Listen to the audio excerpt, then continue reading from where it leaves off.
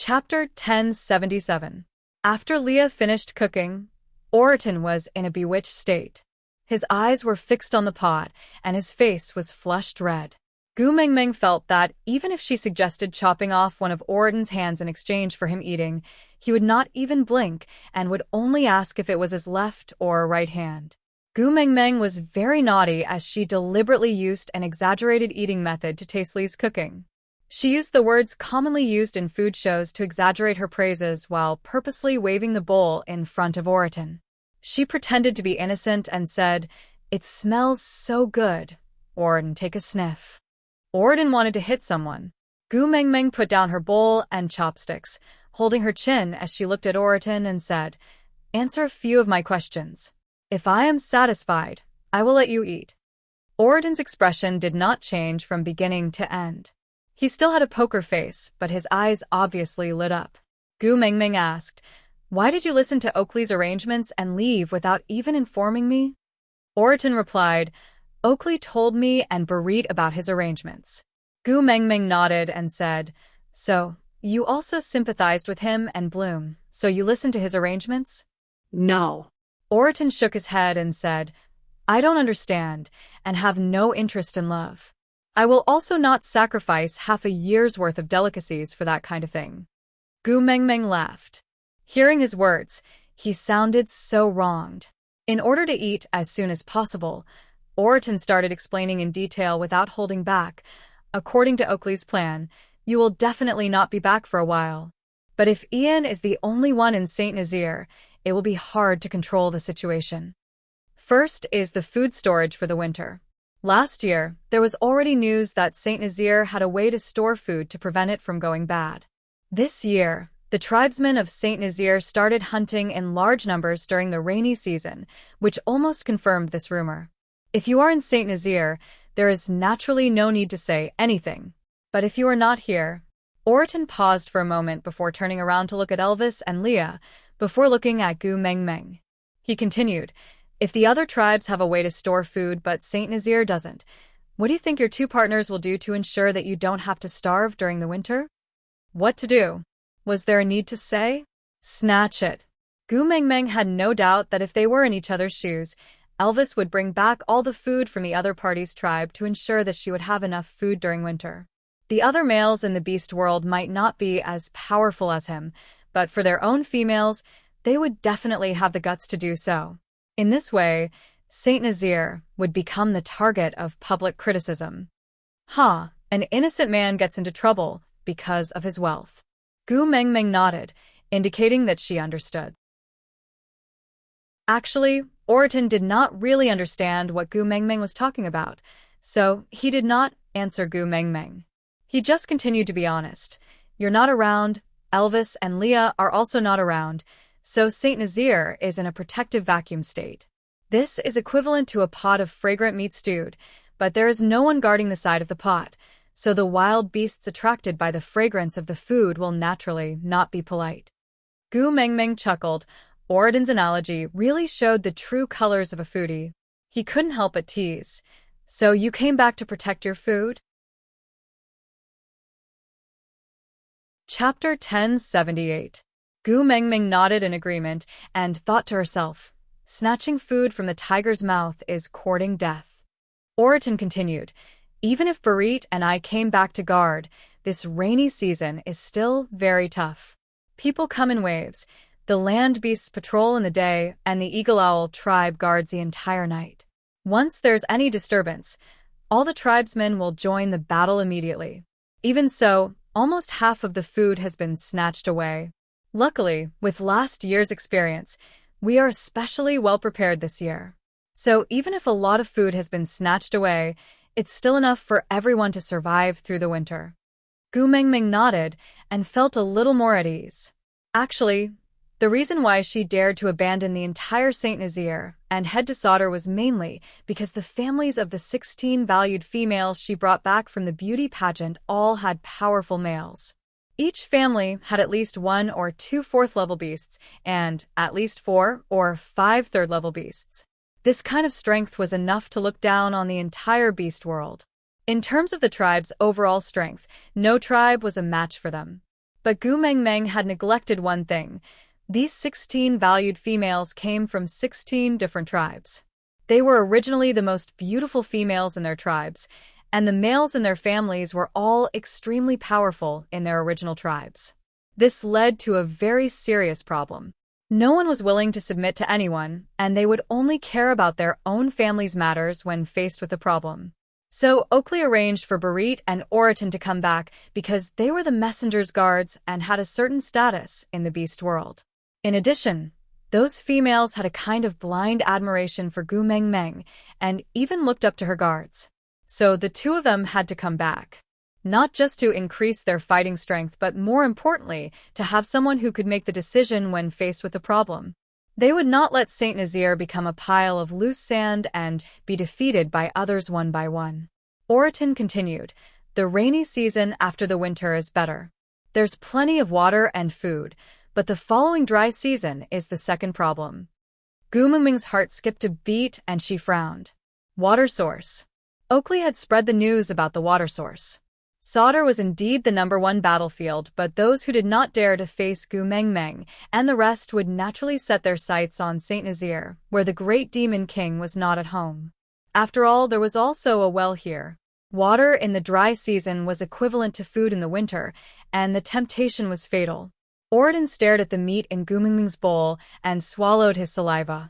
Then he continued, "Luckily, Fei Rue has been guarding the well all this while. Once someone nears the well, he will let out a high-pitched warning sound, and the tribesmen will rush over in time." These rounds of battles are really exhausting. Letting out a sigh, Oriton continued, "If you had not returned, we would have been thrown into a new round of battle." Yes, the rainy season had arrived, and it was time to prepare food for the winter. If Gu Meng Meng was not around, the fight for food would definitely happen again. Gu Meng Meng sighed, feeling that she would not be able to spend this rainy season comfortably. Chapter 1079. It was not an exaggeration to say that Oriton's eyes were almost shooting out lasers, the kind of intensity that could shoot down a plane in the night sky. All the blood vessels in his body were about to explode, but he still looked at Gu Meng Meng with a poker face and asked, "Are you really giving it to me?" Gu Meng Meng felt like laughing at Oriton's expression. It was clearly written on his face that, "I will bite you to death if you don't give it to me." But his mouth still asked such an additional question. TSK, he was just being honest. She directly stuffed the bowl into Oriton's hands and said, "Here, eat it." Oriton did not even bother to say a word of thanks, as he directly lifted the bowl and poured the contents into his mouth. Yes, using chopsticks was too slow. He had already suffered for more than half a year, and every cell in his body was screaming for Li's food. He was really hungry and thirsty. Gu Meng Meng did not know whether to laugh or cry as she watched him eating. Those who did not know better would have thought that he was a starving ghost that crawled out from hell. "Slow down. Don't chew your own tongue, too," Gu Meng Meng teased. "Sorry. Your good friend Oriton has already gone offline." Gu Meng Meng scooped another bowl and passed it to Barit, saying, "You eat too. You've worked hard for so long." Barit was not as stubborn as Oriton about food. Although Li's food was indeed delicious, Barit felt that such exquisite food should be eaten by females. Males did not need to be so particular about food, but this bowl was given to him by Gu Meng Meng personally. Not to mention delicious food. Even if it was a bowl of poison, he would not waste a single drop. Ian sat on the tree in a sickly state and lowered his head to look at Gu Meng Meng, saying, "Hey, I leveled up." Gu Meng Meng looked up and squinted at Ian carefully. He still looked like a sickly prince, but if she looked closely, there was an extra feather above his ears. Now, there were 3 feathers growing vertically above each of his ears. Gu Meng Meng raised her head and narrowed her eyes. Gu Meng Meng chuckled and said, "Hey, congratulations." Ian snorted coldly and said, "Do you think I wanted to level up? It was all because you were not around for half a year, and I was forced to work so hard to level up." TSK, still congratulating? What are you congratulating me for? A wave of beast pressure assaulted them, without any warning. Ian fell from the tree and Oriton, who was eating, crashed his bowl onto the ground. Barit, who was sitting beside Gu Meng Meng, also fell to the ground. Even Leah was not spared. He stumbled and almost fell into the pot. Gu Mengmeng looked at Wabi. "Little shit, what's wrong with you?" Wabi glanced at Ian lazily and said, "I'm not happy that someone is talking back to you in front of me." Gu Mengmeng chuckled and slapped Wabi on the shoulder. "Aren't you the one who deases me the most?" Wabi straightened his neck and said, "That's different. I am the strongest, so I can fight you. Scum who can't even beat me. What right does he have to talk back to you? So what you mean is that you will protect those who are weaker than you and ignore those who are stronger than you?" Gu Mengmeng stared at Wabi with widened eyes. Wabi nodded without hesitation. "That's right. When Snake tortured you in the past, I didn't dare to make a sound." Chapter 1080. Wabi was dizzy from Gu Mengmeng's shaking. He raised his hand to smack her on the head and pushed her far away. "What are you shaking for? My head is spinning. Is your brain filled with sh*t? In the entire beast world, only Snake was more powerful than me, but you took him in. Now, you are the only one more powerful than me. If you really want to put on a show of bashing yourself, what else can I do other than to sit by the side and watch? Go up and give you 2 slaps and say you are not allowed to bash yourself?" Gu Mengmeng's head was red from the smack, but she was not angry. She suddenly laughed out loud and took a step forward. She lifted Wabi's chin with an evil smile. "Little baby, how did you know that my mind was filled with you just now?" Wabi felt a chill run down his spine. He was a cold-blooded animal and could not feel the cold, but this was the first time he felt as though his bones were frozen.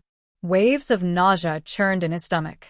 He raised his leg to kick Gu Mengmeng, but she beat him to it and stepped on his ankle, pressing him down. Gu Mengmeng was clearly very skinny, but her strength was not just for show.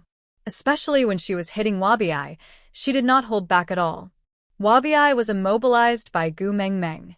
Damn. He felt as though he was an emperor being countered by a weak attacker. So damn ashamed.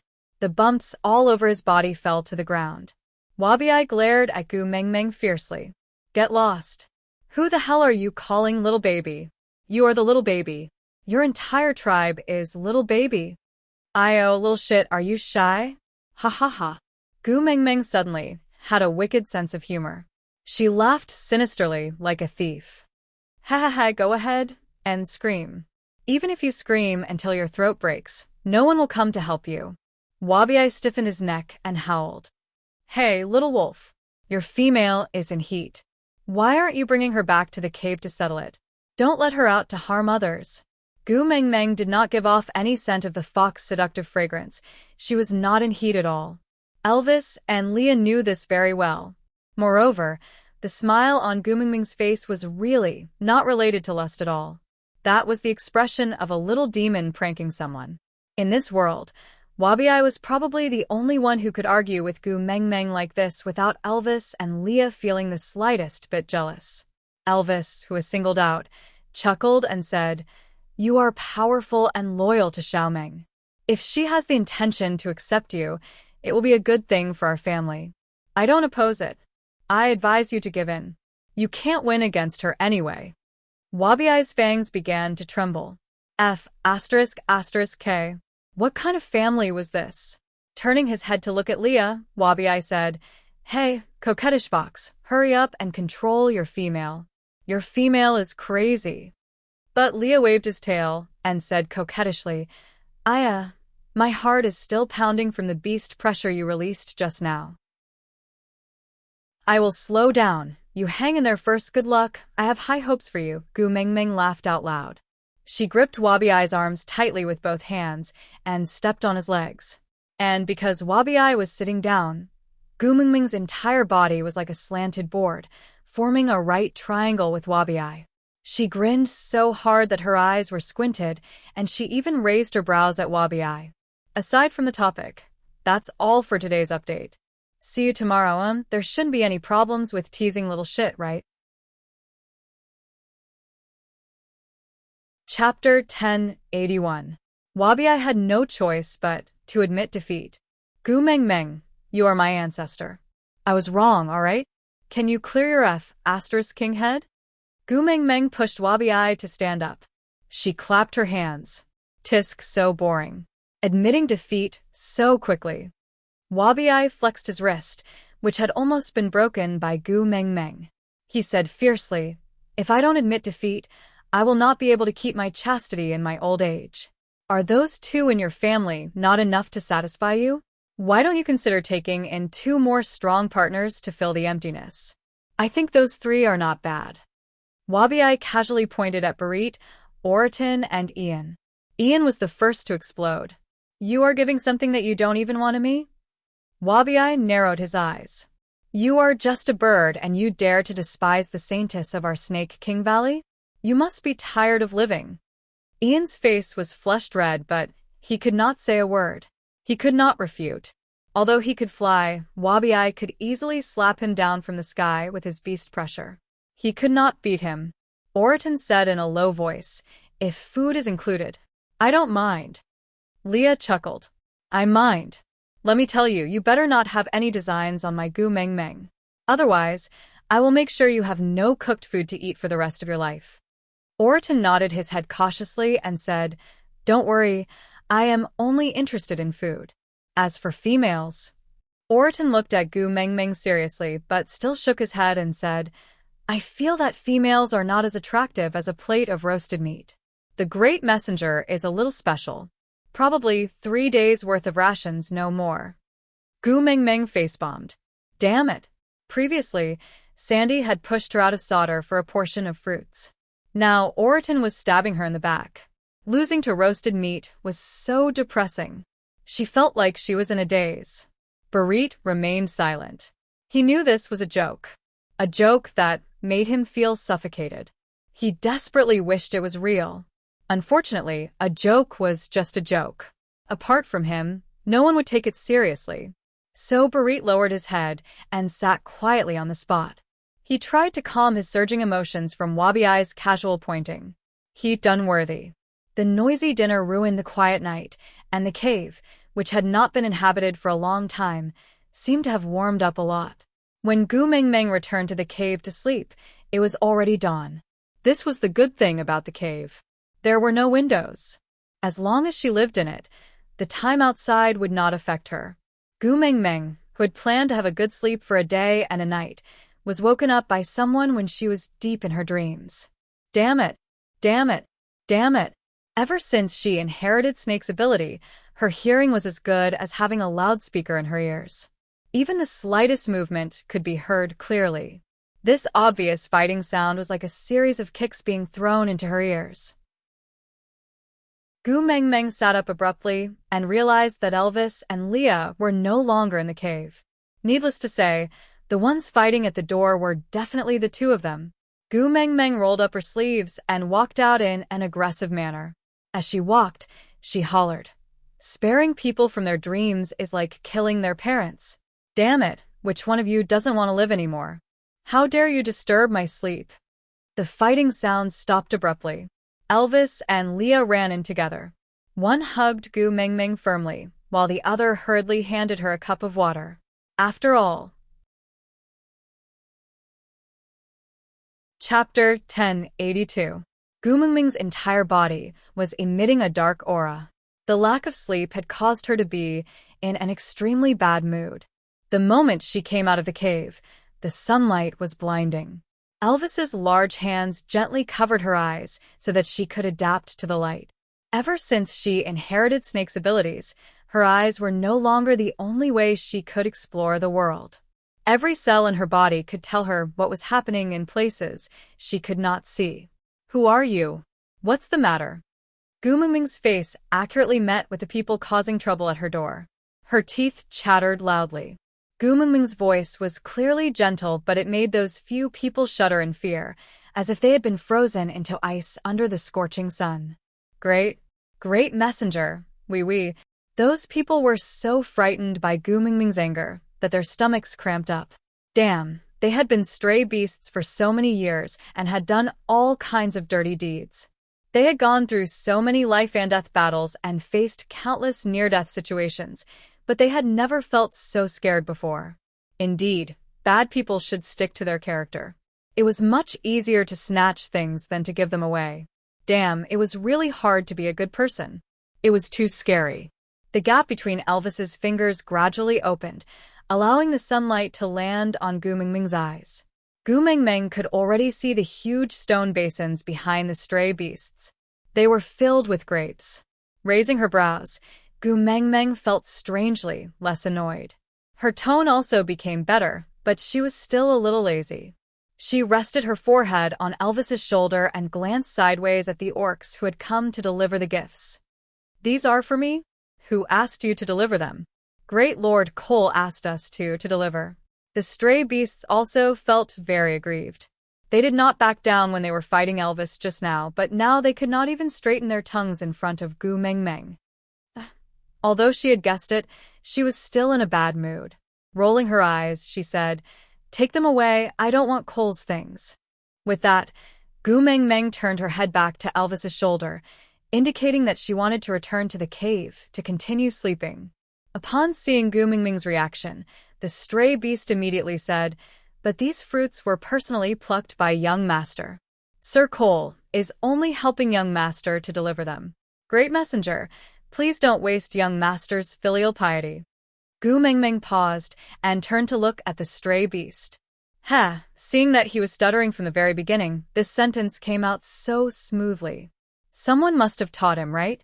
Young master? Gu Mingming did not bother about who had taught him to say that sentence, because she did not need to ask to know, and she did not want to hear that name again. The stray beast saw that Gu Mingming had indeed stopped in her tracks after following Cole's instructions. Even her reaction was exactly as Cole had predicted. He felt more assured and did not stutter so much. He nodded and replied, "Yes, young master Qixuan." Gu Mingming frowned. She was in a very bad mood. She did not want Qixuan to have anything to do with Cole, but Qixuan had been kept by Cole's side for so long that even the stray beasts had to call Qixuan young master. What the F***? Qixuan was not Cole's son, but there was no point in talking to these small fries. Gu Mingming clenched her fists and said, "I know, leave the things here and scram." Chapter 1083. Gu Mingming squatted beside the few big basins of grapes and reached out to pinch one before sending it into her mouth. Elvis snatched the grape away from Gu Mingming's lips, and with a nimble tongue, he sent the grape into his mouth. After chewing for a while, he said, "The taste is very mild, but it was indeed plucked by Qixuan. But since it was sent by Cole's men, I have to be on guard. You can only eat it if I am fine before nightfall, understand?"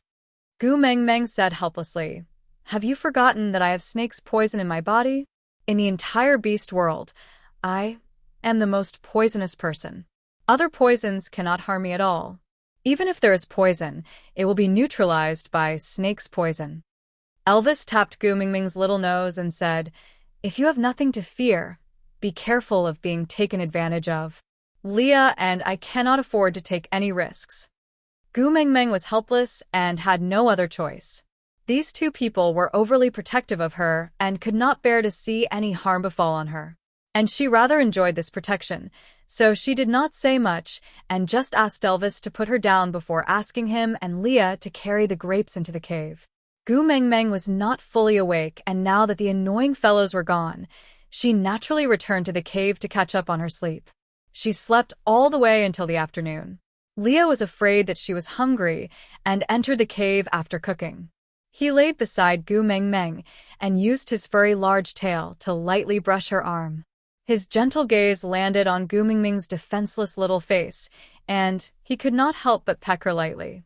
He called out gently beside her ear, "Mingming, I am so bored, don't sleep?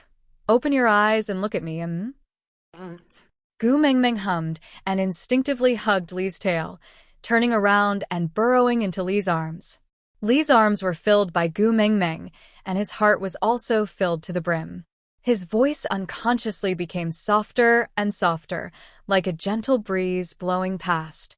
His slender and bony hands were in Gu Mingming's hair. Her silky hair was as smooth as black silk, coiling around his fingers gently. "All right, I'll hug you until you want to get up. Kissing the top of her head, Leah chuckled. I really don't know what to do with you. She did not know if it was because Lee's gaze was too hot or because Gu Mengmeng had had enough sleep, but after a while, Gu Mengmeng raised her head and gave him a sweet smile even before she opened her eyes. Her voice was a little hoarse and carried the unique tenderness of a morning. Morning, it was just one word, but it moved the corners of Lee's lips. He pinched Gu Mengmeng's little nose and said, I was afraid that you would be hungry and hoped that you would wake up earlier. I also yearned for your dependence and wanted you to sleep a little longer in my arms. I really don't know what to do with you. Gu Mengmeng smiled as she buried her face into Lee's chest and rubbed against it. Yeah, I'm really hungry. Leah carried Gu Mengmeng up from the bed and carried her out of the cave. As he walked, he said, The food has already been prepared, just waiting for you to wake up. Gu Mengmeng was still hugging Lee's tail in her arms. After waking up, she was like an angel, radiating a bright and gentle light. She was the complete opposite of the little demon she was in the morning. Chapter 1084. Gu Mengmeng turned to look at Elvis, who chuckled as he sat beside her. I saw that the table in Sauter's stone castle was quite suitable for you. It was troublesome to move it around, so I made one for you while you were asleep. Do you like it? Gu Mengmeng smiled and nodded. Although it is delicious to eat by the fire, I still prefer to sit at the table properly. Elvis had already noticed this, so he made a table for her the moment he came back. I will make a smaller one and place it in the cave. This way, you can eat at the table during winter. Elvis rubbed Gu Mengmeng's little head gently.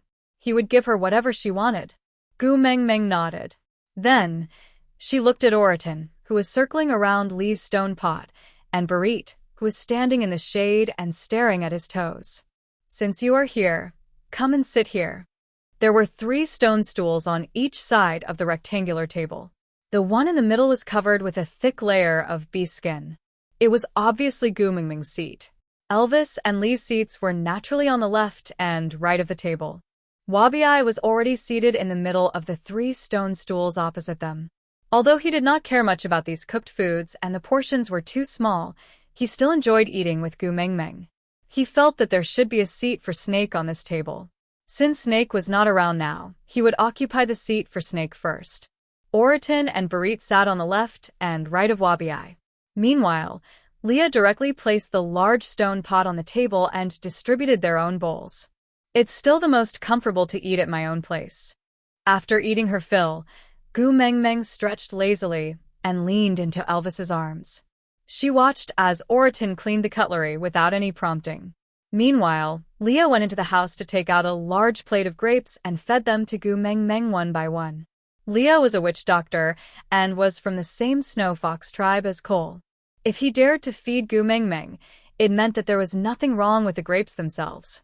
Moreover, Elvis had eaten some himself and did not show any adverse reactions, so Elvis did not insist on waiting until night time to eat these grapes. After Gu Mengmeng ate 2 grapes, her eyes suddenly rolled. Grapes, little shit, you have to help me with something. Gu Mengmeng sat up abruptly and raised her brows at Wabi. After yesterday's teasing, every time Wabi saw Gu Mengmeng smile at him, his hair would stand on end. Crossing his arms in front of his chest, he leaned back and looked at Gu Mengmeng warily. What? Gu Mengmeng slammed the table and roared. Put your claws down. Don't look like you're forcing me to be a prostitute, all right? Wabi stiffened his neck. Do you think I should take it down just because you want me to?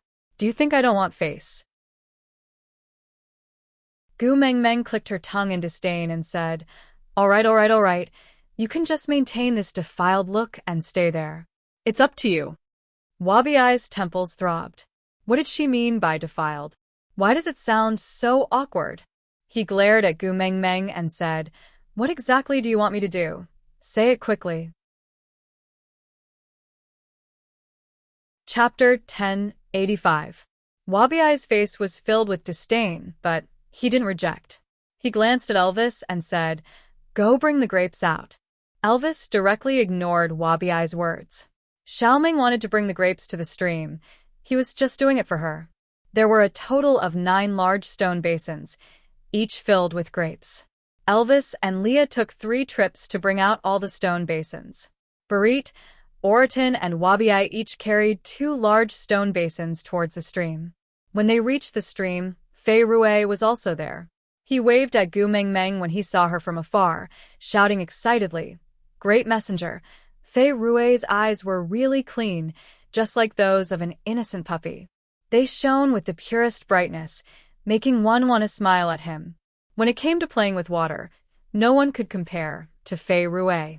Once he heard that Gu Mengmeng wanted to wash the grapes, Fei Rui volunteered to handle the part in the water. He got Elvis to pour the 9 large basins of grapes into a more spacious area in the stream.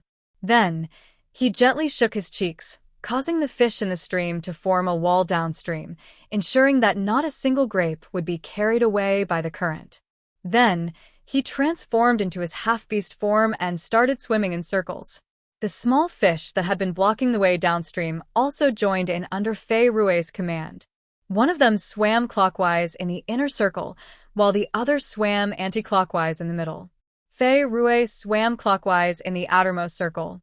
The grapes danced back and forth in the 3 layers of water, as if they were little fairies that had fallen to the mortal world. Gu Mengmeng clicked her tongue in wonder as she watched from the shore. Damn!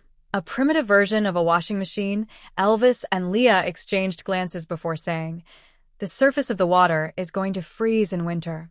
When do you intend to let him return to the sea?" Lee's arm naturally rested on Elvis's shoulder, his long and narrow eyes sparkling with tears. "Or, do you want to keep him to make fish fillets and vinegar sauce?" Gu Mengmeng held her forehead. Back in Zacharias, she had told Dora that Fei Rui was the cause of her male's trouble. The two of them still remembered it clearly. Not long after, Fei Rui walked out of the water and transformed a pair of legs at the same time. He allowed the water to slowly drip down his body. He didn't feel that it was inappropriate at all. After all, he was a fish. The grapes seemed to have been given life, jumping into the stone basin one by one. The surface of the grapes reflected the sunlight and the water, looking extremely sparkling. Before Gu Mengmeng could even thank Fei Rui, she jumped down from Elvis's arms and grabbed Wabi before throwing him into the water. Wabi was caught off guard and looked at Gu Mengmeng in confusion. "What are you doing?" Gu Mengmeng stood by the shore and rubbed her hands. "Do you want to wash yourself, or do you want me to help you?" Cole crossed his arms again and stared at Gu Mengmeng with a guarded look. "Are you a freaking pervert?" Gu Mengmeng jumped into the water and gave him another kick, sending Wabi into the deepest part of the water. "Stop talking nonsense. Hurry up and wash up to help me grind the grapes." Chapter 1086. Wabi looked at Gu Mengmeng as if she was an idiot. "Are you out of your mind? This basin is so small. How can I enter?" Gu Mengmeng tilted her head. "Just reveal your snake tail and roll around like how Fei Rui did in the water just now. Crush these grapes into pulp for me." Wabi rolled his eyes at Gu Mengmeng before retreating into the stream. He reverted to his original form and coiled there. His body, which was as thick as a train, appeared in front of Gu Mengmeng. He said in snake language, "If you are not blind, look for yourself. Can I even enter?" Gu Mengmeng looked at Wabi, then at the stone basin. This stone basin was so big that it could be used as a bathtub for her. But compared to Wabi's original form, it was just like the cap of a mineral water bottle. If she wanted Wabi to enter, it would really be difficult. Gu Mengmeng pursed her lips. "Little shit, you should lose some weight." Wabi didn't even have the mood to strangle her to death. Anyway, it was not the first or second day that she had been causing a ruckus. He reverted to his human form. "Just crush them into pulp, right?" Gu Mengmeng nodded. Then, Wabi stuck out his tongue impatiently at a spot not far away. Then, over a dozen little snakes as thick as an arm slithered out from the bushes. They didn't come to Gu Mengmeng. Instead, they entered the stream and swam for a long time, as if they were bathing. Then, Wabi placed one of the stone basins by the stream. The little snakes directly jumped out of the water and landed accurately in the basin. Then, They squirmed around in the basin, causing the grapes to bulge visibly. Then, they slowly sank into the basin. Finally, Gu Mengmeng saw a little snake rolling around in the basin, crushing every single grape into pulp. Not to mention the whole grape, even the grape seeds could not be seen. Using the same method, the 9 large basins of grapes soon turned into 9 basins of fruit puree. After the little snakes completed their mission, they swam out of the basin, washed their bodies in the stream, and then returned to the bushes as if nothing had happened. While the little snake was crushing the grapes, Gu Mengmeng had already asked someone to fetch the beast skin and beast tendon. She asked Elvis to scrape a groove on the side of the stone basin, then use the beast skin to cover the stone basin tightly and use the beast tendon to secure it. This kind of sealing effect was definitely not very good, but there was no place to buy sealed cans here, so they could only do this for the time being. She got Oriton and Barit to carry the 9 pots back to Elvis's cave, while Gu Mengmeng brought her partner and Wabi into the forest. After wandering around aimlessly for a long time, Gu Mengmeng set her sights on a towering ancient tree. Such a tree would definitely be priceless in the modern world, but it was not something rare in the beast world. Actually, it was quite a pity to chop it down, but Gu Mengmeng wanted to use it now, and there was no better choice. So, she pointed at the tree and said, "Hubby, I want this tree. Just cut it from here and leave a stump. We can use it as a table the next time we come." Elvis had helped Gu Mengmeng cut the bamboo previously and was now considered a skilled worker. He cut wherever Gu Mengmeng pointed at, without any deviation. Chapter 1087.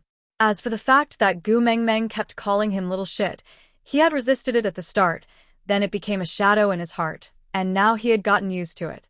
A person's ability to accept was really very strong. Sometimes, Wabi would think that now that he heard Gu Mengmeng call him Wabi, he felt strangely nervous and guilty, as if he had been caught doing something extremely bad. The snake tail coiled around the trunk of the tree as it followed Gu Mengmeng back. A 5th-level snake beast was a godlike figure no matter where he was placed, but he just had to be a porter for this little girl. But he just felt that it was not as comfortable as Gu Mengmeng ordering him around when others were serving him. TSK, a natural slave. Wabi cursed himself in his heart as he dragged the tree back for Gu Mengmeng. Gu Mengmeng drew with her pen that the tree trunk should be cut into several sections at waist height. Then, she asked Leah to cut off a piece as thick as a finger from each section. Then, she hollowed out the rest of the tribe to make a wooden barrel. She then cut off a piece to make a lid and used beast skin to wrap the lid to achieve a sealing effect. But the newly made wooden barrel could not be used directly. After all, the smell was too strong. So he asked Barit and Oriton to take it to the stream for Fei Rue to wash it again, before placing it in the shade to dry. Leah used the wood from the wooden barrel to make various types of cutlery, maximizing the use to avoid wastage. Although there were many trees in the beast world, Gu Mengmeng said that environmental protection is very important, so they tried not to cut down too many trees. If they really needed to cut down a tree, they had to make full use of it and not waste it. So Leah piled up the leftover pieces of cutlery at the side, to be used as firewood during winter. By the time everything was sorted out, the sky had already darkened. Oriton never missed mealtimes, so he carried his prey back early and stared at Leah eagerly. If Gu Mengmeng had not seen the word food clearly written in his eyes, she would have fantasized that Oriton had ulterior motives towards Leah. Barit seemed to have moved to a place near Elvis's cave. It was not in Elvis's territory but close to it, so he followed Oriton here. Ian and Fei Rue were the last to arrive. Both of them looked as if they had something on their minds and wanted to say something. Gu Mengmeng ignored Ian and instead tugged at Fei Rue to show some concern. "What's wrong? Do you have something to tell me?" Fei Rue's big eyes were clear and clean. Every time they looked into each other's eyes, he felt like he was in the vast galaxy, sparkling and pure. Fei Rue bit his lip and nodded. "Great messenger. I have to return to the sea." This was good news. After all, Leah had just threatened to turn Fei Rue into vinegar fish slices if he did not let Fei Rue go. Although it was a joke, Gu Mengmeng could understand that her nonsense in Zacharias had caused Elvis and Leah to have a knot in their hearts against Fei Rui. Originally, he was still thinking about how to not hurt this child's heart, but now that he took the initiative to bring it up, it was good. Fei Rui said, "I won't be able to come out during winter, when the water freezes. Although I don't lack food, I will still feel lonely alone. So I want to return to the sea to see my sister before winter arrives. I will come back during the rainy season next year. Is that okay?"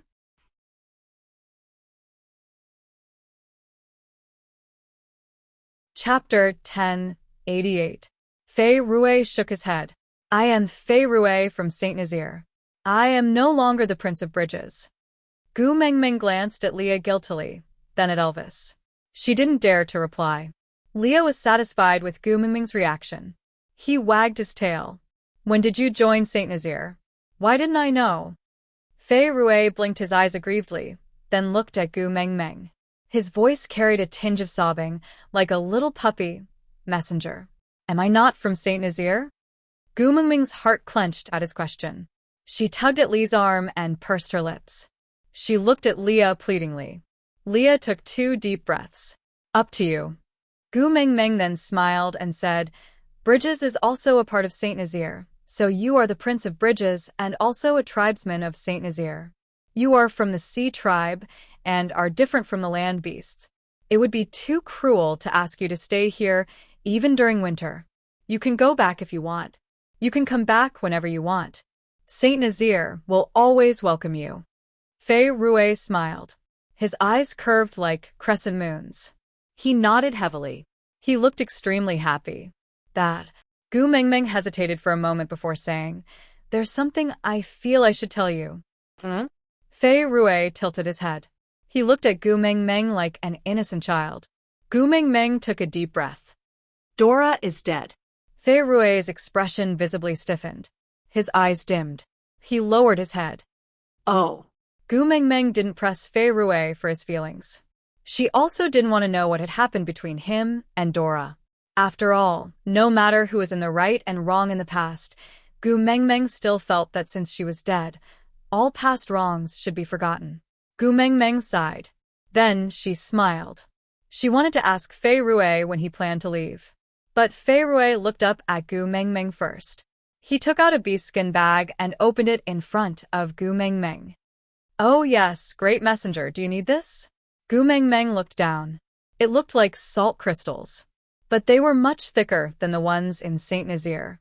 She dipped her hand into it and tasted it. It was indeed salty. Gu Mengmeng's eyes lit up. "Sea salt?" Fei Rui nodded and said, "Yes, we mermaids can extract this kind of salt from seawater, but we've never seen land beast men need it before. I saw Lord Leah using it in his cooking yesterday and felt that it looked familiar, so I returned to the sea overnight to separate a little for you to see. If it's something useful, I'll separate more from the sea this winter and bring it back for you during the rainy season next year." The output of the salt lake in Saint Nazaire was limited. Saint Nazaire had already used up a lot of the salt to preserve food in the past 2 years. At this rate, the salt lake would be used up in less than 5 years. Fei Rui's discovery was a great help to Gu Mengmeng, so she nodded repeatedly.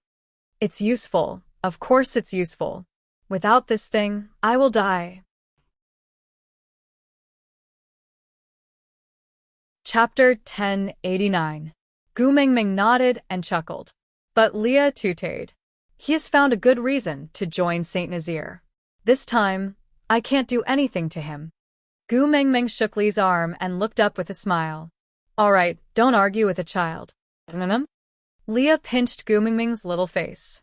He finally gave up. "Then when do you intend to set off?" Gu Mengmeng asked.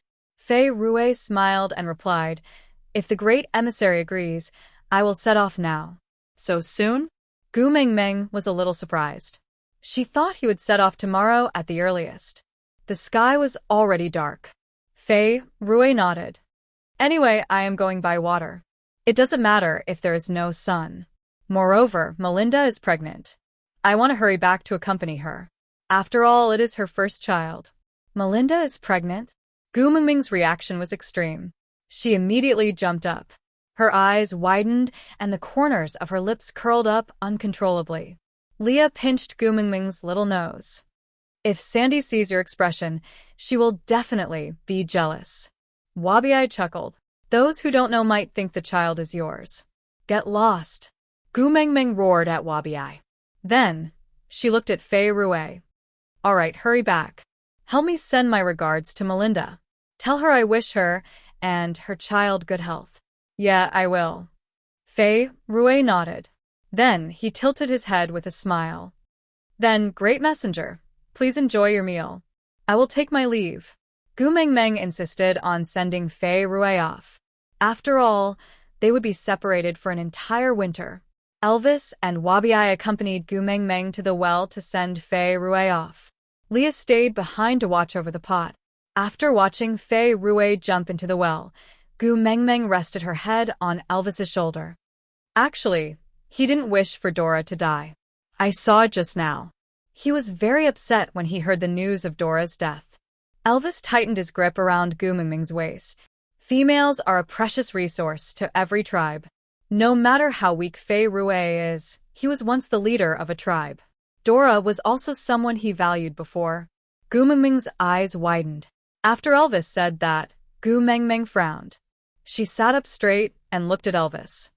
So, before I came, Sandy and Maya were also people you valued? Elvis was stunned for half a second before he laughed. Are you kidding me?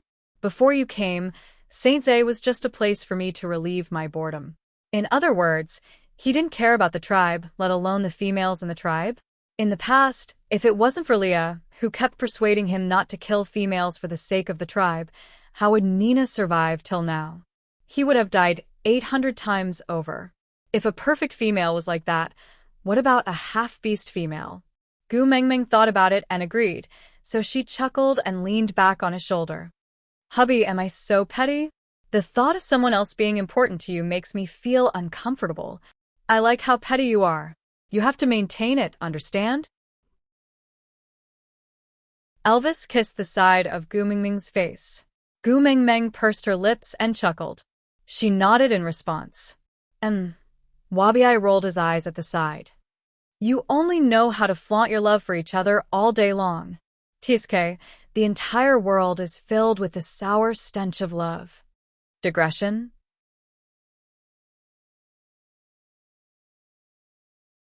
Chapter 1090. By the time she returned to the cave, Leah had just served the piping hot meal on the table. Meanwhile, Oriton was using his life to act out the longing for her with paralysis. Gu Mingming felt that Oriton had never looked forward to seeing her so much in his life. Haha, Gu Mingming could not compare to a bowl of meat. Barit sat quietly at the dining table. That was the spot he had sat at in the afternoon. For some reason, that seat seemed to belong to him. He just wanted to guard it and not let anyone else sit there. Ian leaned against a tree with his arms crossed, still looking at Gu Mingming with a sickly look. Gu Mingming paused when she walked past him and asked, You have something to tell me too, right? Why, is your sister going to give birth too? Ian rolled his eyes at Gu Mingming. He wanted to rebuke her, but held himself back because of Wabi beside her. He just said, Mandy confessed to me. Mandy was one of the 16 valued females brought back from the beauty pageant. She was crowned the first beauty of the beast world by Gu Mingming because she had recruited the most warriors to enter Saint Nazir at the same time. Gu Mingming thought about it. It seemed that ever since she told everyone the story of the flying bird and the fish, Mandy had been especially attentive towards Ian. She was sure that the flying bird in the story was Ian. She did not know whether it was her maternal instincts overflowing or she had a special desire to conquer males who had been hurt in love. Anyway, this Mandy had been trying to please Ian for a long time. Ian did not say anything, neither did he reject nor accept. But he had never given other females other than Mandy the chance to please him, so Gu Mingming was not surprised. She just nodded and said, You intend to mate with her? Ian remained silent for a moment before replying, If you don't object, I will mate with her. After all, I have already reached the peak of 3rd level. If I want to break through, I have to mate with her. Gu Mingming was taken aback for a moment. She snorted and said, Scumbag. Gu Mengmeng thought that only the Snake King Valley would use females as a tool to level up. Ian chuckled and said, I told Mandy that this is the reason why I am willing to mate with her. She agreed to it herself. Gu Mengmeng looked at Ian with narrowed eyes for a while, then patted his shoulder and said, Why do you have to do this, just like him? Do you have to make it sound so official and hide your emotions behind your motive? Why bother? At that time, if she really misunderstands you, won't you be the one who will be sad? The tip of Ian's ear was stained with a suspicious red.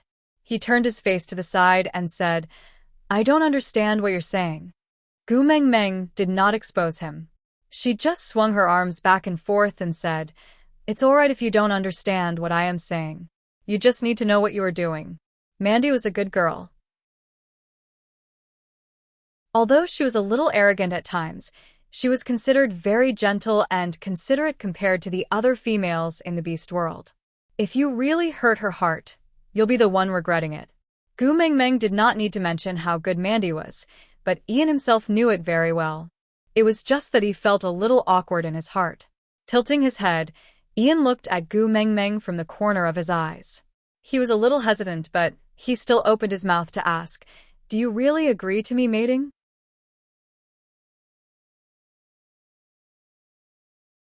Chapter 1091. Ian clenched his fists and took 8 deep breaths before barely stabilizing his emotions. Then, he said, Did you forget that I was the one who formed the blood alliance with Leah? Once I mate, the blood alliance will be useless. Gu Mengmeng already knew about this long ago.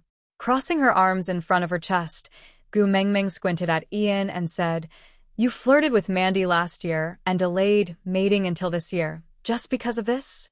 Ian did not admit nor deny it. He just lowered his head and looked to the side. Although the bird tribe had always been arrogant, Ian was after all a hot-blooded male and did not have much resistance towards females.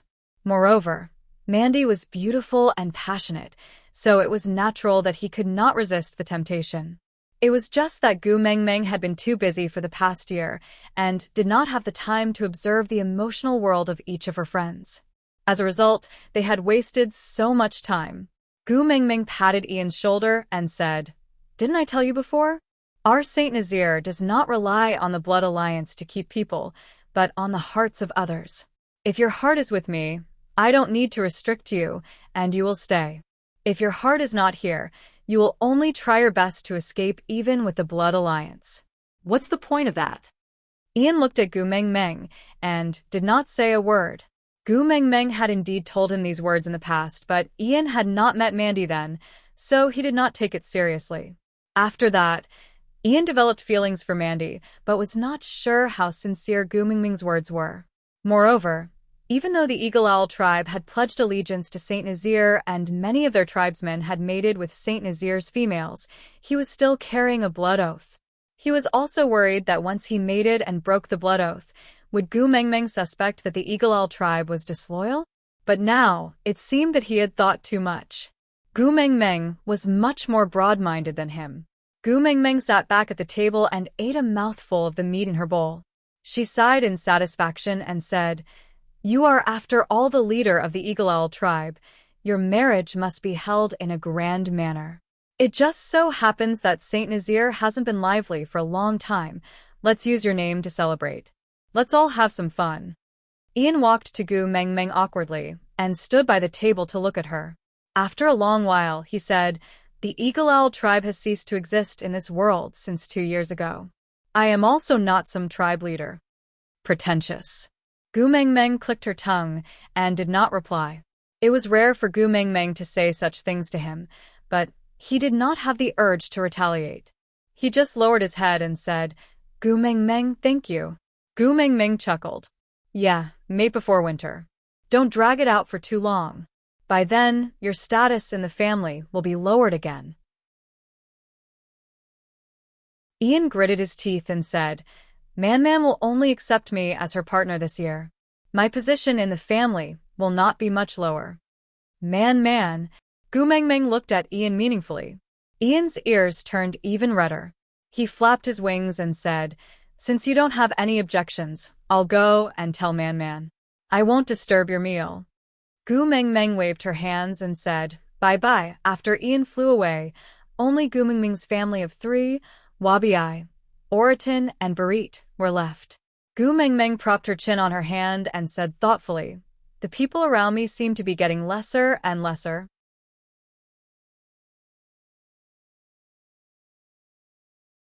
Chapter 1092. Gu Mengmeng. Wabi stood up from the stone bench. He placed one hand on the table and leaned his upper body forward. He placed his other hand on Gu Mengmeng's shoulder and said with a troubled expression, "Winter is coming and I don't have much time left to accompany you. Hurry up and do whatever you want to do, or else I won't be able to do it with you once I hibernate." You have to leave too. Yes, Wabi had to return to the Snake King Valley twice a year during the winter and dry seasons. Once the snow sealed the mountain, Gu Mengmeng could only stay in the cave with Elvis and Leah for at least 2 to 3 months. During the first winter, she and Elvis had just become partners and were in their honeymoon period. Later on, Leah barged in, and the 3 of them stayed together in all sorts of awkward situations. Coupled with the fact that she was groggy due to her pregnancy, time flew by unknowingly. During the second winter, she went to solder because of Cole's scheme. Other than Elvis and Leah, there were still the 3 little ones by her side. Although she was worried that Qi Xian was always hanging out with Cole, they were still a lively family, and time passed quickly. This year, there was only her, Elvis, and Leah left. Gu Mengmeng lowered her head and chuckled. "In the past, I spent the entire year alone and didn't feel lonely. Now that I'm used to having many friends by my side, I can't get used to the sudden silence." Gu Mengmeng turned to look at Elvis and smiled dejectedly. "Hubby, am I too greedy?" Elvis's heart ached at the look of disappointment on her face. He kissed her brow gently. "Why don't we dig the underground of St. Nazaire too? Then you can find whoever you want to play with during winter, alright?" Gu Mengmeng shook her head. "Sandy is not around, and I don't have any friends to play with. Then I'll ask someone to fetch her back to accompany you." Elvis felt bitter. He had schemed with Leah for so long before he finally got rid of the 4 little ones, and Sandy finally stopped fighting with them for his affections.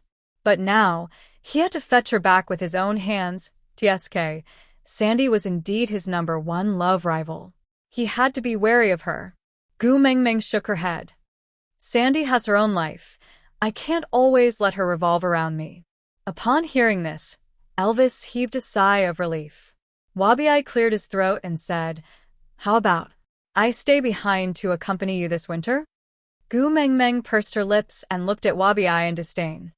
"You always sleep like a log every winter. Other than taking up space, you are useless. What's there to compensate? More importantly, hibernating outside the Snake King Valley was not safe for Wabi. Be it temperature, humidity, or other factors, they were all unknown. For animals, the unknown was equal to danger. Although Wabi was very powerful, Gu Mengmeng was unwilling to let him take such an unnecessary risk. "Besides, you know that I hate snakes, I hate shit, and I hate snakes that look like shit. You have all 3 of them, and you still want to sleep in my cave for the whole winter. Aren't you afraid that I won't be able to control myself and make you into snake soup?"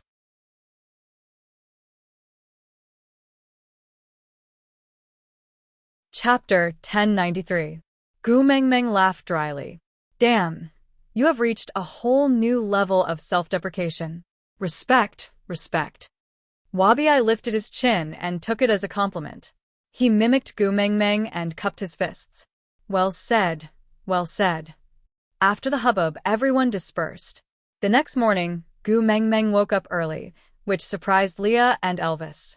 They circled the large stone basin like a baby and giggled for a long time before leaving the cave. Oriton had yet to return from his hunt.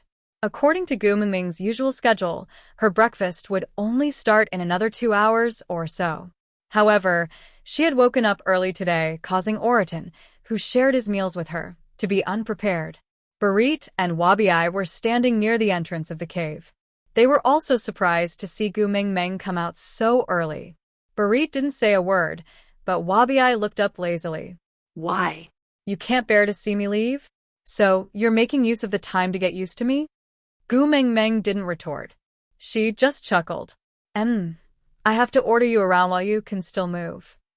Wabiai's eyes lit up the moment he heard that. He straightened his back and asked Gu Mengmeng, "Who do I want to beat up? When do I go?"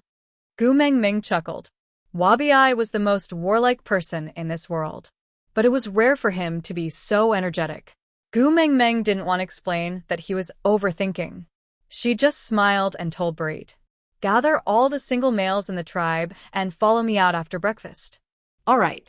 Barit remembered that he had already given his life to Gu Mengmeng, so he didn't need to differentiate between right and wrong when it came to Gu Mengmeng's orders. He would do whatever she said. Wabiai clicked his tongue. What's the point of gathering so many useless people? Isn't it enough to have me?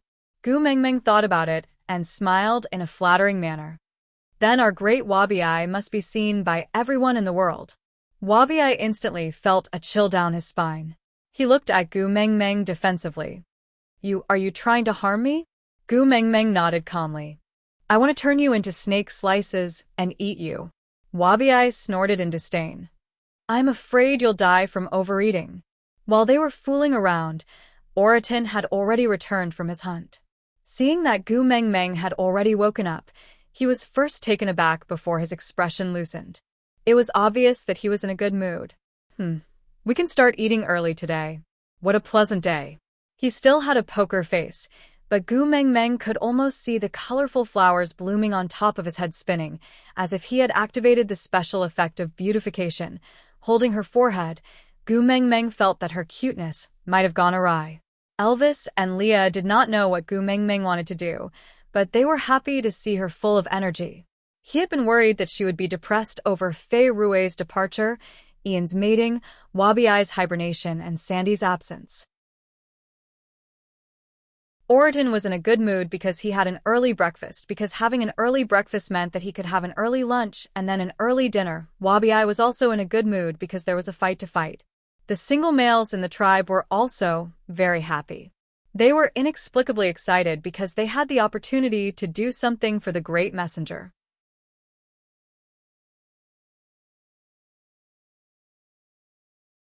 Chapter 1094. After that, there were many different versions of what happened in the beast world. The general direction was about how Gu Mengmeng led the people of Saint Nazaire in a tough battle against the stray beasts, so much so that the stray beasts were too weak to come out and harass other tribes. Even those tribes that were treated as food every year were spared. This directly pushed Gu Mengmeng's reputation in the beast world to another level. Of course, there were many people who added fuel to the fire, such as spreading information to guide public opinion and ordering the stray beasts not to go out and hunt during this winter. However, these were all stories to be told later, so let's not talk about it for now. Everyone except for Gu Mengmeng herself was dumbfounded when she saw Gu Mengmeng standing by the lake with her arms crossed in front of her chest. Gu Mengmeng smiled and asked Elvis, "Do you still remember this place?" Elvis looked around, then nodded with a chuckle, saying, "I remember. I came here before." Gu Mengmeng chuckled and said, "Yeah, I just wanted to go down and touch a lotus root, but you thought I was going to commit suicide and threw a huge tantrum at me. Silly girl." Elvis rubbed Gu Mengmeng's little head and sighed, thinking to himself that he was not throwing a tantrum at that time. He was scared stiff by her. He thought she was going to transmigrate back and abandon him. The moment he saw her enter the water, he even held his breath, his heart forgot to beat, and his pupils dilated instantly. He could still remember the feeling of his blood freezing at that time. At that time, he deeply felt fear and terror. The feeling of watching her slip through the cracks of his fingers, trying his best to hold onto her, but unable to touch her despite the ripples in the water. Even now, when he thought about it, he still felt like his heart was being pricked by countless needles. Gu Mengmeng did not refute and only took 2 steps back, saying, "I won't go near the water surface. I will just stand here. You won't be worried like this, right?" Elvis chuckled and kissed Gu Mengmeng's forehead, saying, "Go down if you want to, I'm not worried." Gu Mengmeng was taken aback. She clearly remembered that Elvis looked like he was possessed the moment she got close to the surface of the lake. Now he suddenly said that he was not worried? Elvis pulled Gu Mengmeng into his arms and said, At that time, I was too uneasy. I was worried that I was nothing in your heart, worried that you would abandon me without hesitation, worried that there was nothing in the beast world that was worth your nostalgia. I was too afraid that you would smile at me and say goodbye before falling into the lake, sinking all the way down to a place where I can no longer reach. At that time, she had not mated with Leah yet. Elvis always felt that she only loved Leah and not him. No matter how many times she said that, he just thought she was comforting him. From the bottom of his heart, he did not believe that she had feelings for him. Did he really think that she could abandon him at any time? So, no matter how tormented his heart was, he still tried his best to bring her and Leah together, just so that he could place a little more bargaining chip on her scale. As long as she hesitated for a second when she wanted to leave, it would be enough for him to catch her in time. At the end of the day, it was the incident of her jumping into the lake when she was heartbroken that had traumatized Elvis. Now, he said he was not afraid anymore. So,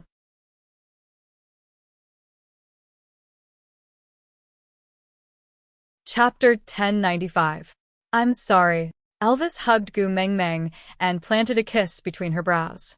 His eyes were filled with adoration. I didn't believe this earlier. Gu Meng Meng hugged Elvis back and rested her chin on his chest.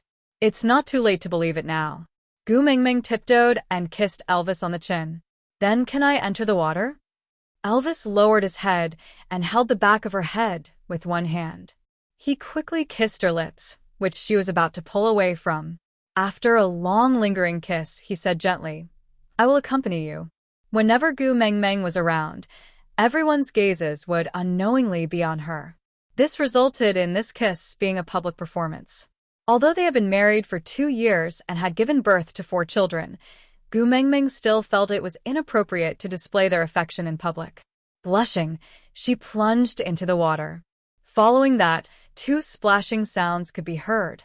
Elvis and Leah must have jumped in right after her. Gu Meng Meng swam for a while before popping her head out to take a look. She realized that her 2 men and Wabi Eye were all in the water. But they were clearly standing. Damn.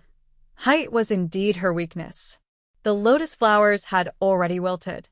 Only a large patch of lotus leaves swayed gently in the middle of the lake. Gu Meng Meng swam towards the middle of the lake. Elvis and Leah followed closely behind her, guarding her on both sides. Gu Meng Meng tried to dig out a lotus root, but it was hard for her to use her strength underwater. Hence, she could only return to the surface and explain the rough plan to Wabi Eye before ordering him to do the hard work. Wabi Eye stared at Gu Meng Meng with a king's disdainful gaze. Don't tell me that this is what you need my help with. Gu Meng Meng couldn't help but want to laugh at the thought of Wabi Eye being happy the entire morning because he thought there was going to be a fight. She had been enjoying teasing Wabi Eye more and more recently. It was quite interesting to see him hopping mad but unable to do anything to her. Although she had always been the one bullying Wabi Eye never bore a grudge against her. Instead, the more she bullied him, the better their relationship became. This made Gu Meng Meng feel at ease. Gu Meng Meng really did not like that kind of relationship where she had to handle it carefully. Wabi Eye didn't even need to dive into the water to dig out the lotus roots. In his half-beast form, he used his snake tail to probe into the mud, and with a casual tug, a huge lotus root was pulled out of the water along with the mud. Wabi Eye did not hold back at all and directly threw it at Gu Meng Meng. Elvis quickly caught the lotus root that was as thick as Gu Meng Meng's thigh, then looked at her in a daze. Although Elvis's hands were quick and avoided the lotus root hitting her face, it did not stop the mud on the lotus root from splashing onto Gu Meng Meng's face. *CK now. Gu Meng Meng could act as master bow just by sticking a crescent on her face. Lil. *T. Gu Meng Meng wiped her face carelessly, then picked up the lotus and chased after Wabi Eye. It was rare for Wabi Eye to take advantage of something, and he felt an inexplicable sense of accomplishment. He felt as if he had reached the peak of his life. How could she catch up to Wabi Eye in the water? Even if she had the kiss of the beast god, she wouldn't be able to swim faster than a snake.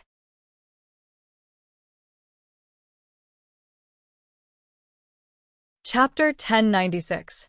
The truth was, Wabi still came up after all, and Gu Mengmeng did not really slice him into slices and stew the lotus roots. That was because he had plucked almost all the lotus roots in the water before coming up.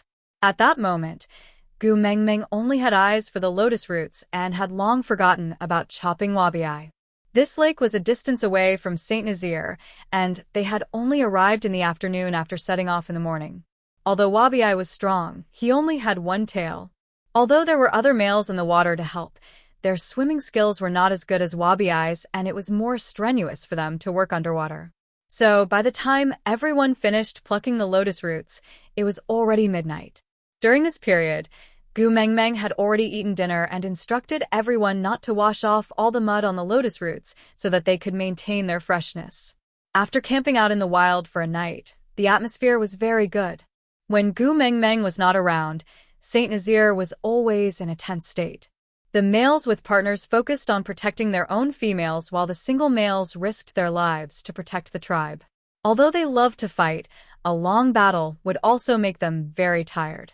On such a bloodless night, everyone laughed and chatted around the messenger of the beast deity, doing something that was not difficult but required unity. This level of physical labor was not enough to make the males feel tired, but this was the first time in their lives digging lotus roots, and they often ended up covered in mud. Occasionally, they would even get hit in the head by the lotus roots. Although they did not suffer any injuries, they still ended up chasing each other around. In the tranquil night, everyone discussed the interesting things that happened during the day as waves of laughter rippled out. In such an atmosphere, Gu Mengmeng had a dreamless night and slept exceptionally soundly. The next morning, Gu Mengmeng woke up on her designated seat and greeted with a hoarse voice. "Good morning." Elvis and Leah stood on her left and right, protecting her in the middle, ensuring that the cool night breeze would not blow at her. Their furry tails lightly covered her eyes, ensuring that the sunlight would not dazzle her eyes.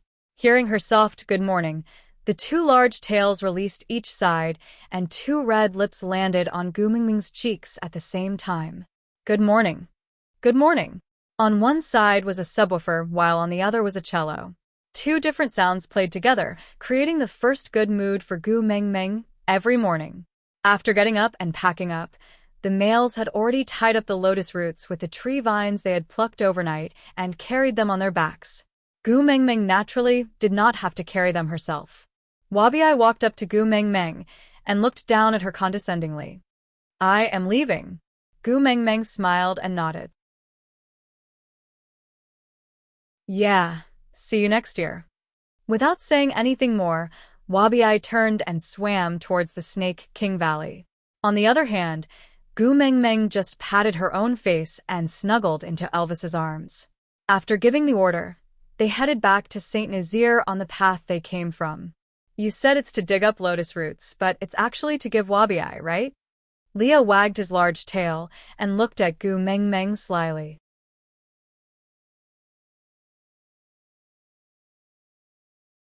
Chapter 1097. After returning to Saint Nazaire, Gu Mengmeng distributed the lotus roots equally to the females and omnivorous orcs in the tribe. Gu Mengmeng's house had 2 portions for herself and Leah. Although it was not a lot, it was at least one more side dish compared to last year and the year before. Otherwise, Gu Mengmeng would really go crazy if she had to eat potatoes, meat, and sweet potato paste every day. Elvis did not spend much time at home recently. He would leave very early every day and return very late. He had been busy hunting and storing food.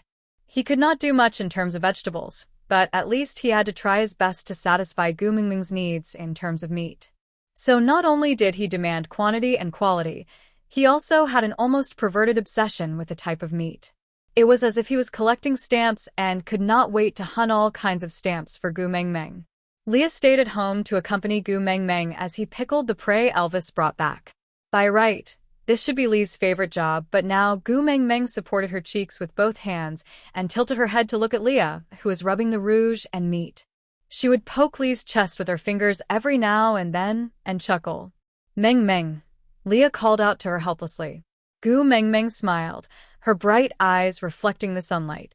She looked at Leah and said, "How long is the gestation period of a fox? If we work harder this winter, Will we be able to have a nest of little foxes by the time winter ends tomorrow? It was the topic of childbirth again, as Elvis already had 4 sons. Gu Mengmeng had never pestered him to talk about these things. From a certain point of view, it could be said that she had escaped a calamity. Leah had originally thought that she would forget about this matter after a few days, but in the end, once they were alone, Gu Mengmeng would pester him and talk about little fox nonstop. He didn't dare to tell her that he didn't want to give birth because she would look at him with tears in her eyes and ask him if he didn't love her, so he didn't want her to give birth to little foxes. Only God knew how much he wanted a nest of children of their own, but she had forgotten the torture she had suffered during her last labor, but he still remembered it clearly. That day, his whole body was trembling. His heart felt as if it was tied into a dead knot by thorns. Every breath he took made his heart ache. At that time, she was not his partner yet, but his heart had already ached to this extent. Now, he couldn't bear to see her suffer in the slightest. If only giving birth was something that a male could do for her, then he would definitely fulfill her desire to have a nest of little foxes even at the cost of his life. However, he couldn't feel the pain for her. "Hey, Leah, are you really not going to touch me for the rest of your life?" Gu Mengmeng leaned forward and placed her little hand on Li's shoulder.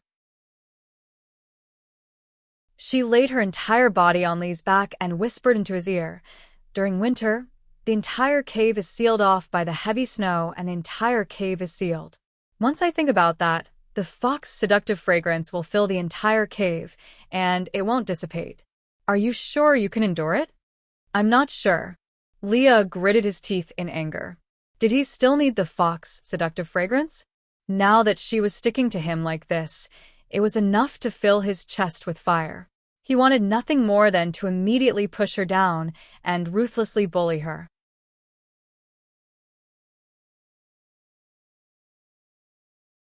Chapter 1098.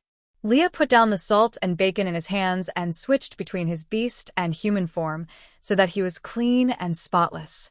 Standing up, he hugged Gu Mengmeng in his arms, wrapping his left arm around her waist to encircle her tightly in his embrace. His right hand pinched her chin, adjusting the angle of her line of sight so that her eyes could meet his. Leah looked at Gu Mengmeng seriously and affectionately. "Mengmeng, I am a witch doctor, and I can say that there is no one in the beast world with better medical skills than me. But even so, when you were giving birth to Kanwu, I could only pray helplessly to the beast deity, begging him to let you be safe. The helplessness of watching you hover on the line between life and death, while I can't do anything, will really drive me crazy." But Gu Mengmeng wanted to say that it was her first time giving birth to Hada and his brothers, so it was inevitable that it would be more difficult. Moreover, she now had Snake's powers to protect her, so she would definitely be fine. But Leah did not give her a chance to speak. All the words after her but were stuck in her throat and crushed into lingering whimpers with the tip of his tongue. It was only until Gu Mengmeng was lying limply in Li's arms and her nostrils were already filled with the faint fox seductive fragrance did Leah finally stop the kiss. His long and narrow eyes were deep and misty, filled with infinite forbearance and helplessness.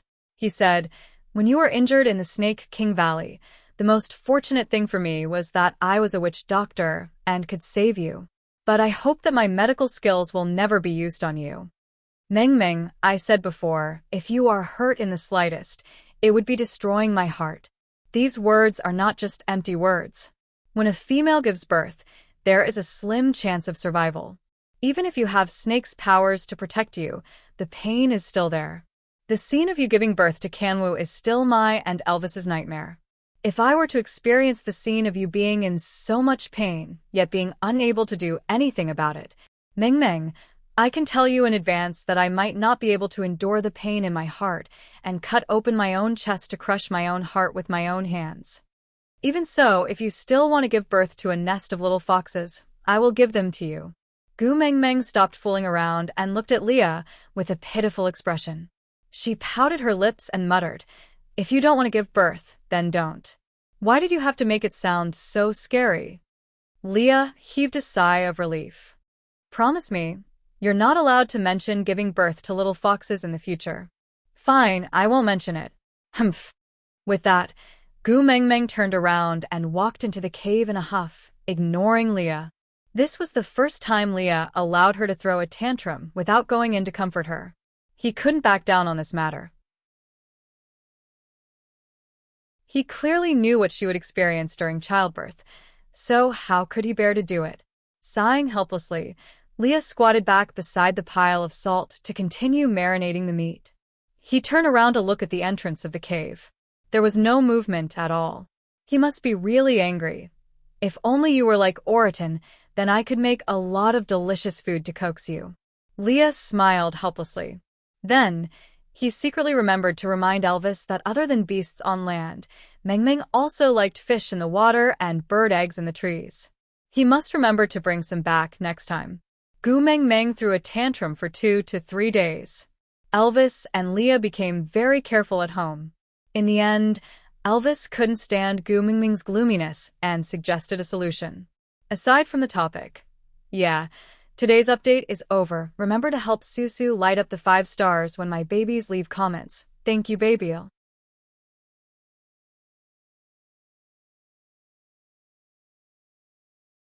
Chapter 1099. Xiaomeng. Elvis placed Gu Mengmeng on his thighs and held her shoulders with both hands. He accommodated her height and looked into her eyes, saying, I know you have been in a bad mood these few days, but not letting you suffer is the bottom line that Leah and I will never give in to. So, do you want to take a nap and meet the beast deity?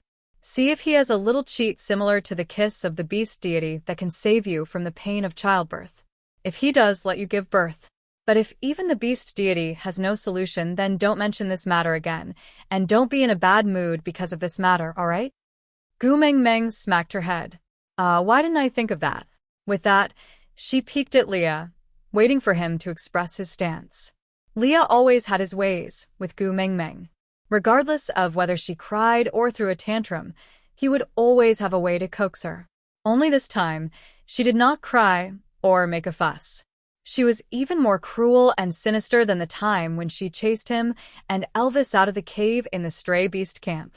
This absolute cold-blooded violence was really driving him crazy. These few days he had almost given in and said, give birth, give birth. If worst comes to worst, I will dig my heart out and commit suicide. Yes.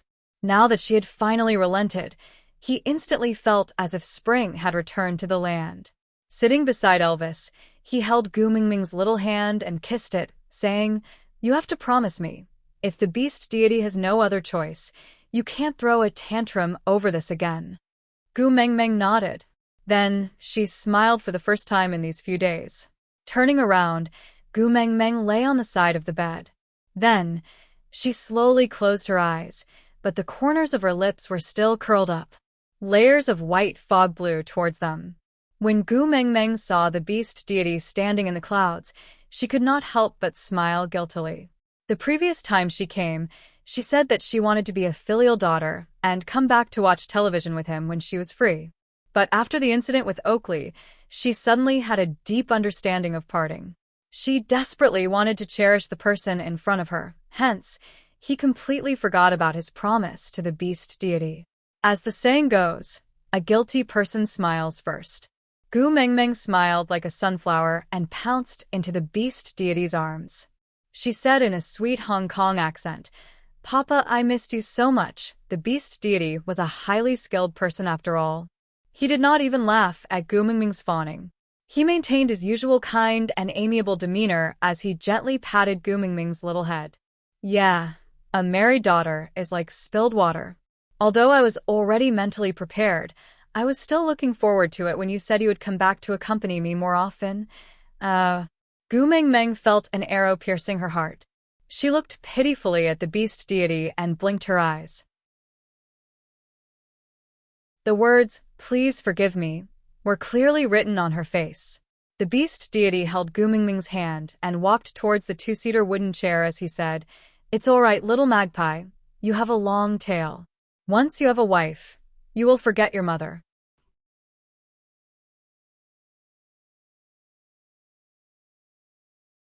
Chapter 1100.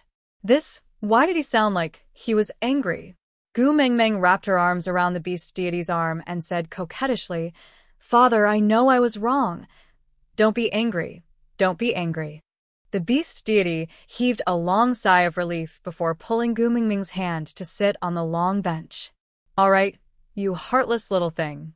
I have already scolded you, and my anger has subsided. Since you are back, accompany me to watch television." We can talk about pocket money after that. All right. Gu Mengmeng obediently held onto the beast deity's arm as they sat side by side on the two-seater wooden bench. Her furry little head rested on the beast deity's arm.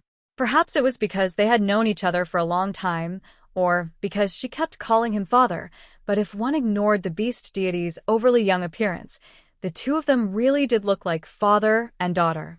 The beast deity waved his hand, and a large part of the white fog dissipated. The image showed Monster Company's internal employee forum.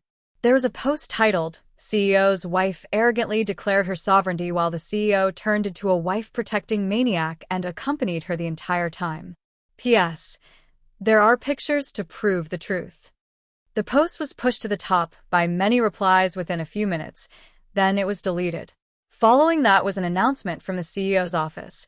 The reason for deleting the post was that the surveillance footage provided by the post was not clear enough and did not perfectly display CEO's wife's beauty and intelligence. After being magnified 20 times, there was a mosaic on her facial features. Different angles of the screenshots also showed that her eyelashes were deformed. Regarding this, the CEO was furious. The solution was as follows. 1. The entire company's surveillance cameras had to be upgraded immediately. The quality of the images had to be the best in the world. The screenshots had to be projected directly onto the LED screens of the company's buildings so that every pore could be clearly seen. 2. Monster Company reserves the right to pursue the infringement of image of the CEO's wife for violating the rights to her portrait. 3. All employees immediately went to the latest highlight post to confirm and remember the CEO's wife's appearance. If any employee in Monster Company could not recognize the CEO's wife under any circumstances, it would mean that the employee lacked the most basic loyalty to Monster Company and would be fired. Following that, a new post was pinned by the officials. It was bolded, highlighted, and highlighted. The striking red font was unique in the corporate forum. The title of the post was, "The CEO's wife made a high-profile and domineering tour to declare her sovereignty. The CEO turned into a wife-protecting maniac and accompanied her the whole time. P.S. There are pictures and the truth." 2. HD version. The original content in the post was not changed at all. It was just that the photos had been replaced with a high-definition version that the technical department had just revised. The images in the monitor were carefully selected frame by the employees of the technical department and the corporate public relations department. The CEO only had one request. That was, no matter what the CEO looked like in the images, as long as the CEO's wife looked good, it was fine. This post was like a torpedo thrown into the corporate forum, blowing up the warehouse manager Old Wang, who had been lurking in the shadows for many years.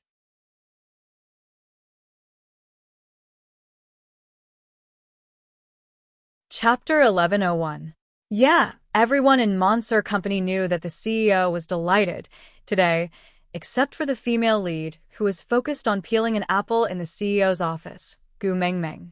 After peeling the apple, Gu Mengmeng cut the apple into 4 pieces and removed the gap in the middle. She brought it to Snake and asked, "Do you want to eat it?" Snake closed the computer gently, then looked at Gu Mengmeng with a chuckle and said, "You eat it." Oh. Gu Mengmeng thought that Snake did not want to eat it and thought that most guys did not like to eat fruits. Hence, she did not stand on ceremony and took a bite. The juices flowed everywhere, and the sweetness of the fruit filled her mouth. Gu Mengmeng's eyes instantly curved, and she smiled in satisfaction. Snake held onto Gu Mengmeng's little hand and sent the half of the apple into his mouth. Then he nodded and said, "Yeah, it's really delicious." Gu Mengmeng blushed and said, "Didn't you not eat it?" Snake raised his brows and asked, "When did I say I'm not eating it?" Gu Mengmeng was speechless and handed one of the remaining 3 pieces of apple to Snake. But Snake shook his head and said, I don't like eating apples. Then just now the food you ate is an exception. Snake chuckled and then pulled open a drawer under the boss's desk. He took out a sapphire blue box from it. With one hand, he pulled Gu Mengmeng into his arms. His long arms wrapped around Gu Mengmeng's waist, and he opened the box with his slender fingers. Inside was an exquisite collarbone necklace. The two letters MS were designed to look like electrocardiograms. The bottom left corner of M and the top right corner of S were respectively circled into small hearts and connected to the necklace. Snake's chin rested on Gu Mengmeng's shoulder. He tilted his head and his lips lightly brushed against Gu Mengmeng's cheek, creating an ambiguous atmosphere. Do you like it? Gu Mengmeng pursed her lips and said, For me? Snake chuckled and said, Other than you, who else's name is worthy to be linked with mine? So, M was the first letter of Meng in Gu Mengmeng's name, whiles was the first letter of Snake's name. Gu Mengmeng's heart was filled with sweetness. She glanced sideways and asked, When did you prepare? When Gu Mengmeng turned her face, her lips met Snake's. Although it was just a light brush, Gu Mengmeng still felt her face heating up. She instinctively shrank back and looked elsewhere, not daring to look at Snake. Snake did not force her, but the smile on his lips deepened. Shall I help you put it on? Gu Mengmeng nodded and lifted her hair. Snake gently helped her put on the necklace properly. Then, he gently caressed the necklace with his fingers and said with a deep gaze, Remember, don't take it off. This necklace is a sign that you belong to me. Gu Mengmeng was originally quite touched, but why did she suddenly feel that the pink bubble had burst? A symbol that belonged to him. Was it similar to a dog's collar? You don't like it? Snake asked. Gu Mengmeng pursed her lips and said, It's not that I don't like it. It's just that other people give couples rings or something. Why did you give a necklace?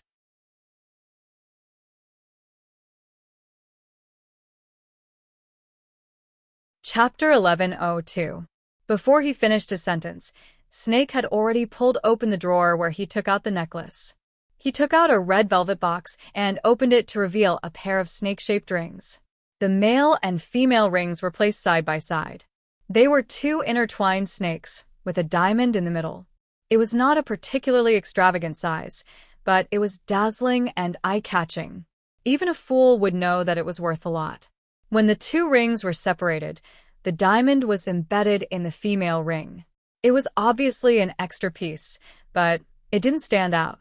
Just looking at the shape of the female ring, it looked like a snake was coiling around the diamond to protect it. It was very special and exquisite. On the other hand, the male ring was missing a piece. It looked like an incomplete snake, giving off a sense of fragility. Gu Mengmeng looked at the rings in confusion. She did not understand why the ring Snake had prepared were in the shape of a snake. Snake caressed the diamond on the ring gently. Do you know? To a snake, the heart is not its weakness, but its gallbladder is. The place where this diamond is located is where the gallbladder of the male snake is. He gave his gallbladder to the female to protect, which means that in the eyes of the male snake, the female is more important than his own life. When the two rings are together, they are a lingering pair. If they are separated, the male snake will be incomplete. A snake without gallbladder will die. Snake held Gu Mengmeng's little hand and kissed it. If you stay by my side, I will be happy. If you leave me, I will die. When I put this ring on for you, it means that I am entrusting my life to you. And I have already prepared the rings. What about you? Are you ready to wear them? For some reason, when Gu Mengmeng heard the words a snake without gallbladder will die, she felt as if her heart was stung by a bee. The slight pain made her frown. Closing the lid of the ring box, Gu Mengmeng shook her head. We just confirmed our relationship. It's too fast. Snake did not force her. After all, she had not reached the legal age for marriage. Moreover, regardless of whether she had the certificate, he would not allow anyone else to snatch her away. So this pair of rings had to be worn on her finger sooner or later. He would not tell Gu Mengmeng what had happened in the beast world. He had designed this pair of rings just to let her know that no matter how many times he had to go back, he would still be willing to cut open his chest for her. Whether it was in the beast world or here, she was more important than his life. I'll only borrow your life once. This journey will be the rest of my life. Snake gently kissed the side of Gu Mingming's face, saying gently but without any resistance, Tu Meng, we still have a long time to be together, so take it slow, I'm not in a hurry. However, you must know one thing. You promised to be with me, and I won't allow you to go back on your word. As long as you don't leave me, I can do whatever you want. Gu Mengmeng smiled. Promise me anything? Yes. Snake nodded. Gu Mengmeng smiled and said, Then, let's raise a dog, all right? Gu Mengmeng had a thing for furry animals, but due to financial reasons, she had never kept any small animals. In the past, she had fantasized about raising a pet with her boyfriend one day. That must be a wonderful thing. However, Snake raised his brows and his eyes darkened.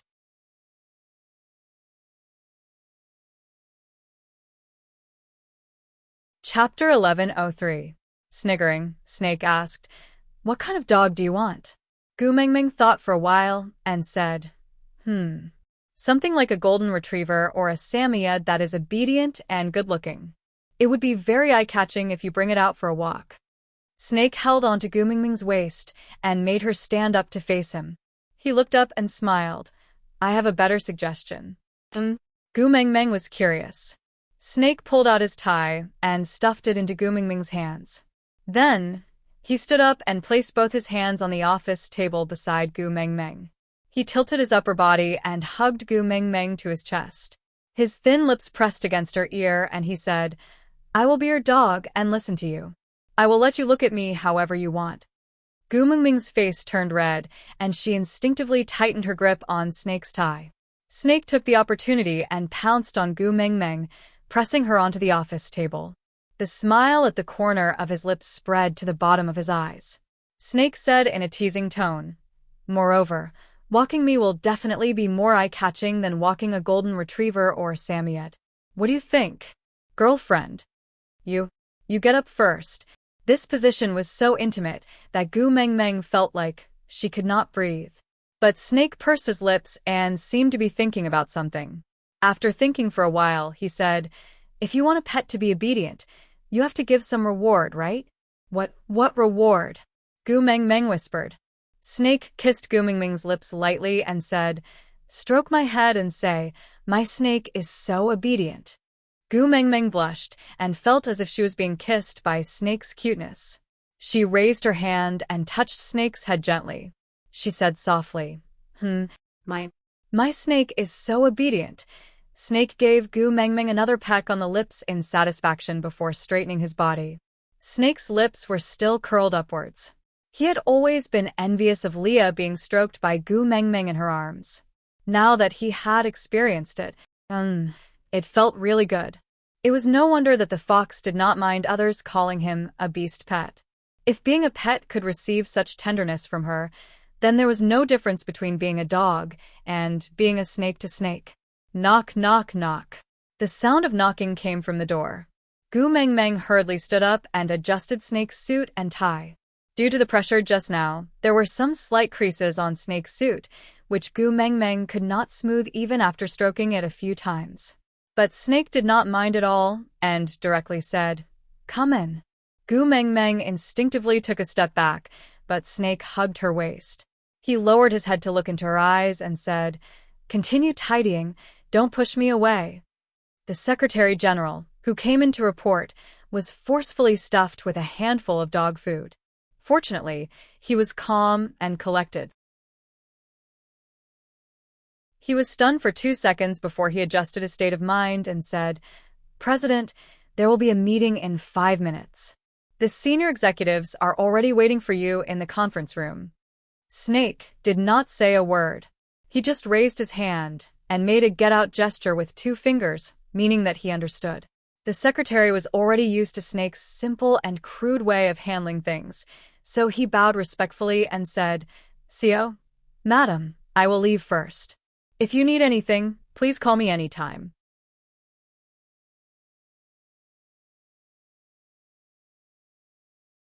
Chapter 1104. Tu Meng, come here. Snake held Gu Mingming's hand and walked into the resting room in the office. Then, he pulled open the wardrobe door and said, "Choose one, I will change." Gu Mingming knew that it was Snake's working hours now. As a CEO, he had to dress appropriately. His nobility meant that he would not wear a wrinkled suit to attend important meetings. "Don't hug me in the office next time." Gu Mingming mumbled softly. Snake hugged her from behind and asked softly, "Why?" Gu Mingming replied, "It's too troublesome to change clothes after a hug." "I don't find it troublesome." Snake chuckled. He knew that his Tu Meng had misunderstood, but he did not want to explain. Because, in a while, she would know why he wanted to change his clothes. Gu Mingming's lips curved upwards at Snake's words. It was a beautiful smile. Taking out a dark coffee-colored suit, Gu Mingming placed it on Snake's body and measured it. Gu Mingming's eyes widened in shock. It was a 4-piece business suit. It was the kind of suit that only the top talents who walked out of elite magazines would wear. The word Meng was clearly embroidered on the left chest area. It was not an M, but the Chinese word Meng. Gu Mingming blinked at Snake and said, "This?" Snake chuckled and kissed her shocked eyes. Then, he said, "I prepared it long ago. It's just that I have the right to wear it now. I wanted to tattoo it on my chest, but this body belongs to you. I did not dare to use it without your consent. I could only settle for the next best thing. I embroidered your name on every piece of my clothes to announce to the world that I am yours." He gave her a necklace and said that it was proof that she belonged to him. She felt a little awkward and felt that it was a leash used to tie a dog. But he treated himself to the extreme. He blocked all the possibilities of other people having wild thoughts about him without any blind spots. He really gave up an entire forest for her, a small tree.